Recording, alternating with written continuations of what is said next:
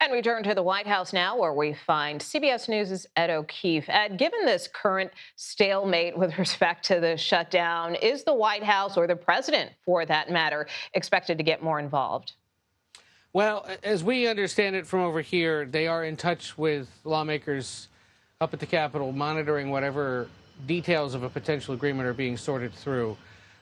And they understand here keenly, as everyone else does up the street, that they've got to figure out a way pretty soon here to break the logjam on this and get those paychecks to TSA workers and start making sure they get back to work so that the lines get shorter. But other than that, the president has signaled, publicly at least, they've got to sort this out. They'll let us know. I'm not terribly thrilled about this because I have ways in which I'd like this to be done, most chiefly by passing his so-called Save America Act bill that would revamp American election systems, in addition to opening up the government and getting Homeland Security funded.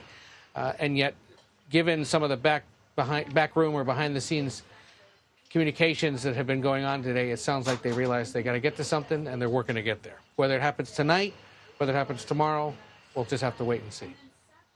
And of course, speaking of another very difficult negotiation, bring us up to speed on the negotiations between the U.S. and Iran, especially after Iran today rejected a U.S. proposal for a ceasefire. How is the White House responding to that? Yeah, at least the foreign ministry, or what's left of it, rejecting it publicly, saying that there will be no negotiations. So many different ways the White House was asked and did not answer questions about who exactly the United States is engaged in, where these talks might happen, what's in that 15-point plan that may or may not have been formally presented to Iranian leadership, whoever it is that they believe is in charge, and a suite of other questions. But the press secretary did signal, of course, that the threat remains that if there are no talks, the war would continue. Take a listen. If Iran fails to accept the reality of the current moment, if they fail to understand that they have been defeated militarily and will continue to be, President Trump will ensure they are hit harder than they have ever been hit before. President Trump does not bluff, and he is prepared to unleash hell. So, as you can see there, keep talking to us, else the situation will only get more intense. And, of course, U.S. military personnel continues to be sent in that direction. Few thousand members of the 82nd Airborne out of the Army, 5,000 Marines, buttressing the 50,000 that are already there. Nicole? All right. Ed O'Keefe at the White House tonight. Thank you.